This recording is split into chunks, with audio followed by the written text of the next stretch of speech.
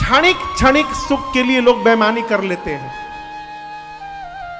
हमारे महाराज श्री बता रहे थे, दो भाई थे, दोनों भाइयों में बड़ा प्रेम,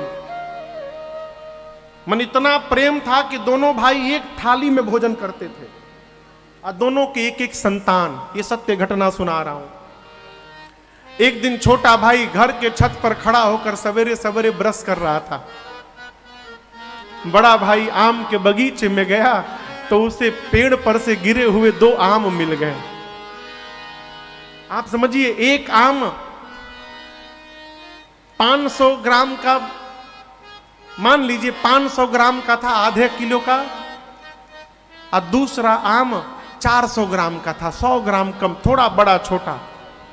दोनों हाथ में एक एक आम उठाया भाई, बड़ा भाई, और बगीचे से घर की ओर चला। छोटा भाई छत पर ब्रश कर रहा था। नीचे दरवाजे पर दोनों बच्चों ने देखा कि पिताजी और बड़े बाबूजी आम लेकर आ रहे हैं। दोनों भाई दौड़े।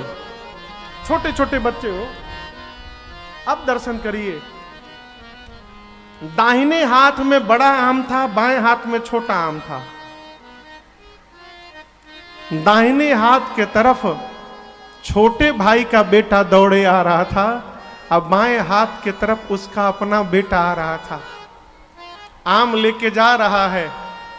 बच्चों को देखा, आम को देखा, इधर बड़ा है इधर छोटा है, ऐसे दूंगा तो बड़का आम भाई के बेटे को चला जाएगा, अब मेरे बेटे को छोटका आम जाएगा। आम देते समय उसने हाथ ऐसे कर लिया। अब आप ये सत्य घटना सुना रहा हूं आपको। आम जब देने की बारी आई, उसने हाथ ऐसे कर लिया कि मेरे बेटे को बड़ा वाला आम चला जाए। छोटा भाई छत से देखा, बर्दाश्त नहीं कर पाया, पत्र लिखा भाई के नाम और कहा, भैया 10 दिन बाद लौट के आऊंगा, इसको पढ़ के व्यवहार करिएगा। उसमें लिखा था कि भैया हम लोग बहुत साथ में रह लिए, अब हम साथ में नहीं रह पाएंगे, इसलिए आपको जैसा उचित लगे आप बंटवारा करके रखिएगा, हम 10 दिन बाद लौटेंगे। 10 दिन बाद लौटा, बड़ा भाई रोता रह गया, कारण बताओ। बताया नहीं उसने, बोला नहीं रहना, अलग हो गया। अब आप कल्पना करिए, 100 ग्राम आम के चलते जन्म जन्म का संबंध हमारा समाप्त हो रहा है। हम वहां जी रहे हैं आजकल। इसकी प्राथमिक